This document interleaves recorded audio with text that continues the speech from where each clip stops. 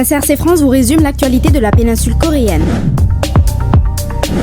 La Corée du Sud lance un nouveau programme culturel, Découvrir les trésors de la Corée, qui se déroule de juin à novembre 2025. Des créateurs de contenus internationaux vont explorer plusieurs sites inscrits au patrimoine mondial de l'UNESCO et partager leurs découvertes en ligne. Le pays compte 16 sites UNESCO et 23 éléments culturels reconnus par l'UNESCO. Le parcours passe par des lieux comme l'Académie confucéenne Museong-sowon, Busan, Suwon, Gwangju jusqu'à Pyeongchang pour mettre en lumière tout le patrimoine coréen. Le ministère de la Culture prévoit aussi de publier des vidéos pour faire connaître ce patrimoine à travers le monde via les réseaux sociaux.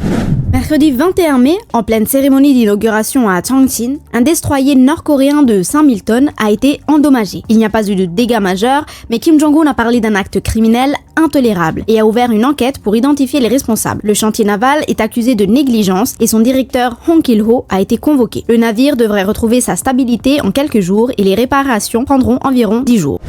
Après la destitution du président Yoon Suk-yeol pour tentative de coup d'État, les Sud-Coréens voteront pour leur nouveau président le 3 juin 2025. Dans cette course à la présidence, 3 favoris se détachent. Lee Jae-myung, du Parti démocrate, propose de relancer l'économie, réduire le temps de travail, investir dans l'intelligence artificielle et maintenir le dialogue international. Il est opposé à la nucléarisation du Sud. Poursuivi pour corruption, il pourrait bénéficier de l'immunité s'il est élu. Kim Moon-soo, du Parti du pouvoir au peuple, est conservateur, favorable à une dissuasion nucléaire, très proche des États-Unis et critique envers la Chine et la Russie. Enfin, Lee Jun-suk, fondateur du nouveau parti de la réforme, adopte une ligne centriste. Il met l'accent sur les réformes politiques, l'innovation et prône un équilibre entre dissuasion et dialogue avec le Nord. Cette élection fait suite à une crise politique qui a clivé la société sud-coréenne. À noter, les Sud-Coréens en France ont voté entre le 20 et 25 mai avec un taux de participation record de 83,94%.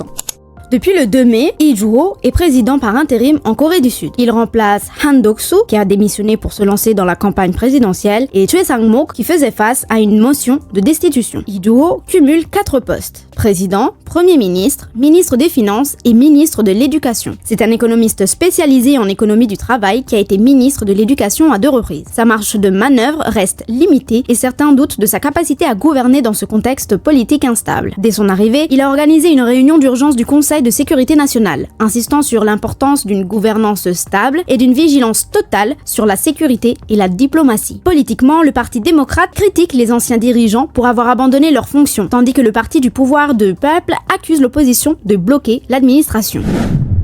Grâce à l'espoir autour des élections du 3 juin, la confiance des consommateurs en Corée du Sud a fortement augmenté, atteignant son plus haut niveau depuis 2024. Soutenue par un important budget d'urgence, la Banque de Corée prévoit une baisse des taux d'intérêt pour relancer l'économie. Cette dynamique pourrait stimuler la consommation et la croissance malgré une légère contraction du PIB au premier trimestre. Le 18 mai 2025, les candidats à la présidentielle, le président par intérim et des milliers de personnes ont rendu hommage aux victimes du soulèvement de Gwangju de 1980. Ce mouvement étudiant contre la dictature de Chun Do-hwan a été violemment réprimé par l'armée. Officiellement, 480 victimes reposent au cimetière national de la démocratie, mais certaines estimations évoquent près de 2000 morts. Depuis 1997, des commémorations officielles rappellent chaque année l'importance de cette lutte pour la démocratie en Corée du Sud. Le 30 avril, Laura Mia Schultz, étudiante et youtubeuse, a gagné un titre prestigieux au concours Miss Chonghyang en Corée du Sud. C'est la première fois en 95 ans qu'une non-coréenne obtient ce prix. Le concours, qui se tient à Namwon, célèbre une histoire d'amour traditionnelle coréenne et des valeurs comme la loyauté et la morale. Depuis l'an dernier, des participantes internationales peuvent concourir pour faire connaître ce patrimoine culturel à l'international. Laura Mia sera ambassadrice culturelle de Namwon pendant 1 an.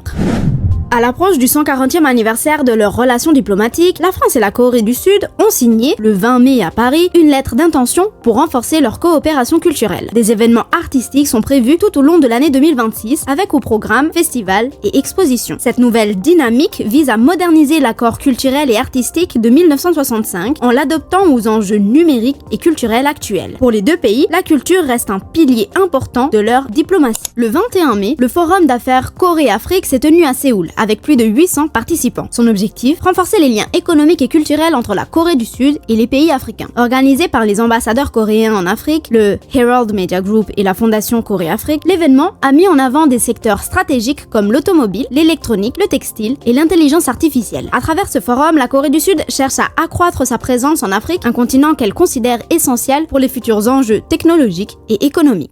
Et pour avoir un aperçu plus profond sur les actualités coréennes, n'hésitez pas à suivre KCRC France sur ses autres réseaux sociaux.